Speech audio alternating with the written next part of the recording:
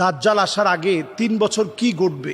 দাজ্জাল হচ্ছে কিয়ামতের একেবারে বড় আলামত, যে আলামতগুলো প্রকাশিত হওয়ার পরে মানুষ আর সময় পাবে না। পুতির একটা মালা থেকে দানা পড়ে গেলে একটার পর একটা যেভাবে পড়তে থাকে, এইভাবে একটার পর একটা একটার পর একটা একটার পর একটা পড়তে থাকবে। মানুষের হাতে আর কোনো সময় থাকবে না। দাজ্জাল আসার আগে পৃথিবীতে বেশ কিছু সিমটম দেখা দিবে। এই পৃথিবী উত্তাল হয়ে পড়বে। হাত্তা তুরাল আরদু দামান, সারা দুনিয়াতে বিভিন্ন প্রান্তে মুসলমানেরা মার খাবে। ওয়ায়াকুনাল ইসলামু গরিবা, পৃথিবীতে এমন অবস্থা হবে যে মুসলমানরা সবচেয়ে দুর্বল হবে। এরপরে আল্লাহ রাব্বুল আলামিন মুসলমানদেরকে সফল করবেন, শক্তিশালী বানাবেন ইমাম মাহদি আলাইহিস সালাতু ওয়াস সালামকে পাঠিয়ে। উনি যখন আত্মপ্রকাশ ঘটবে ওনার 40 বছর বয়সে, এরপর মুসলমানরা শক্তির একটা জায়গায় আবির্ভূত হবে। মুসলমানরা এতটাই শক্তিশালী হবেন, ইউসলিহুল্লাহু লাহু লাইলাতান ওয়াহিদা, এক রাত্রির ভিতরে মুসলমানরা শক্তিশালী হয়ে যাবে। সুবহানাল্লাহ বিহামদিহি। এরপরের বিষয় হচ্ছে মাহদী আলাইহিস সালাতু ওয়াস সালামের 6 বছর পরে দাজ্জালের আত্মপ্রকাশ ঘটবে। দাজ্জাল যখন এই পৃথিবীতে আসবে, অবস্থাটা এমন হবে, তার আগে দাজ্জাল আসার আগেই আল্লাহ রাব্বুল আলামিন শেষ সময়টা এমন হবে, ইন্নাল্লাহ আযজা ওয়া জাল্লা লাম ইয়াবআসু নাবিয়্যান ইল্লা হাযযারা উম্মাতাহু দাজ্জাল। এমন কোন নবীকে আল্লাহ তাআলা পৃথিবীতে প্রেরণ করেননি যেই নবী আলাইহিস সালাতু ওয়াস সালাম তার স্বীয় কওমের লোকদেরকে দাজ্জালের ব্যাপারে বোঝাননি। দাজ্জাল এই পৃথিবীতে আসার পূর্বে প্রথম বছরটি এমন যাবে, প্রথম বছরটির ভিতরে এমন ভয়াবহ অবস্থা দেখা দিবে, আল্লাহ তাআলা পুরো আকাশকে মেঘ পড়া, আকাশকে 3 ভাগের 1 ভাগ মেঘ পড়া আল্লাহ তাআলা বন্ধ করে দিবেন। আকাশ থেকে বৃষ্টি বর্ষণ 3 ভাগের 1 ভাগ হবে, আল্লাহ তাআলা বাকিটা বন্ধ রাখবেন। এরপরে আল্লাহ রাব্বুল আলামিন জমিনের উর্বরতা কমিয়ে নেবেন 1 ভাগ। দ্বিতীয় বছর এমন হবে জমিনের উর্বরতা আল্লাহ রাব্বুল আলামিন 2 ভাগ, আল্লাহ রাব্বুল আলামিন জমিনের উর্বরতা কমিয়ে নেবেন। এরপরে আল্লাহ রাব্বুল আলামিন এমন একটা সময় দিবেন, জমিনের উর্বরতা পুরোপুরি কমে যাবে, দুর্ভিক্ষ দেখা দিবে। দাজ্জাল আসার পূর্বে ইবনে মাজাহ উনি হাদিসটি বর্ণনা করেছেন।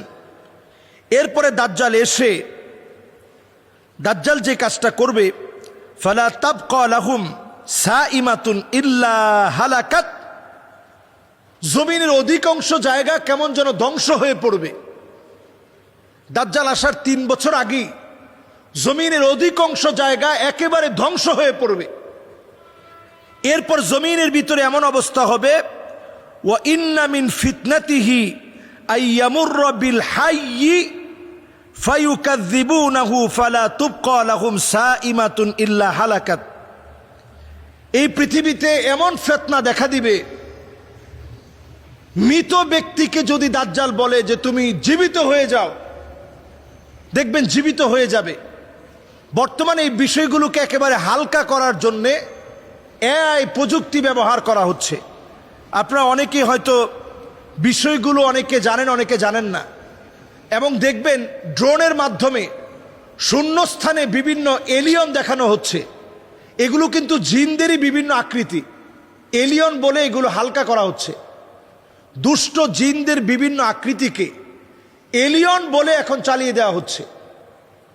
এরপরে আসুন দাজ্জালের ওয়া ইন্নাহু লা ইয়াবকা শাইউম মিনাল আরদ ইল্লা ওয়াতাআহু ওয়া যাহারা আলাইহি ইল্লা মক্কা ওয়াল মদিনা লা ইয়াতিহিমা মিন নাকাবিহিমা। নবী আলাইহিস সালাতু ওয়াস সালাম বলছেন, মক্কা মদিনা শূন্য হয়ে যাবে, এত ভয়াবহ পরিস্থিতি সৃষ্টি হবে, ক্ষুধার তীব্রতা এত বেড়ে যাবে, মানব শূন্যতা দেখা দিবে।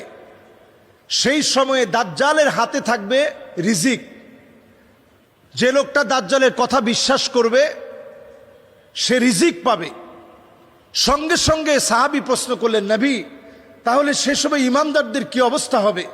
নবীজি বললেন, ইমানদারদের খাদ্য হবে তাকবীর আল্লাহু আকবার। ইমানদারদের খাদ্য হবে তাকবীর আল্লাহু আকবার। ইমানদারদের খাদ্য হবে তাহমিদ আলহামদুলিল্লাহ।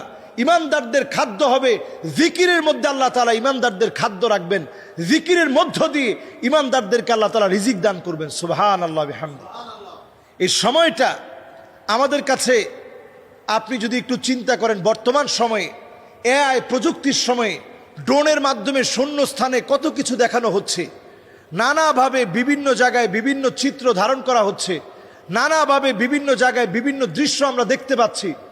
এমনকি আমরা চ্যাট জিপিটি, এই চ্যাট জিপিটির ভিতরে কিছুদিন আগেও তাকে প্রশ্ন করলে যে সবচেয়ে ভালো ধর্ম কোনটা, চ্যাট জিপিটি সে জবাব দিয়েছে, আমি যদি কোনো মানুষ হতাম তাহলে আমি ইসলামকে বেছে নিতাম। কিন্তু দেখেন চক্রান্ত কেমন। এখন আপনি চ্যাট জিপিটিতে যদি আপনি প্রশ্ন করেন সবচেয়ে শ্রেষ্ঠ ধর্ম কোনটি, চ্যাট জিপিটি সে উত্তর দিবে যে আমি হচ্ছি একটা রোবট, আমি তো একটা মেশিন, আমি তো ধর্ম নিয়ে কোনো কথা বলতে চাই না। তার মানে প্রত্যেকটা জায়গায় সুকৌশলে তারা আপনাদের মন, মাইন্ড, সেট আপ সবগুলোকে নিয়ে নেবে। আপনি ইউটিউবে যা দেখতেছেন আপনি দেখবেন ফেসবুকে ঠিক তাই আসছে। এমনকি অনেক সময় আপনি দেখতে যাচ্ছেন না, ফোনে আপনি সাথে রেখে আপনি হয়তো আপনার বন্ধুর সাথে বলছেন যে আসলে আমার বুকটা ব্যথা করতেছে, আসলে ডাক্তার দেখানো দরকার, এরকম কথাবার্তা চালাচ্ছেন।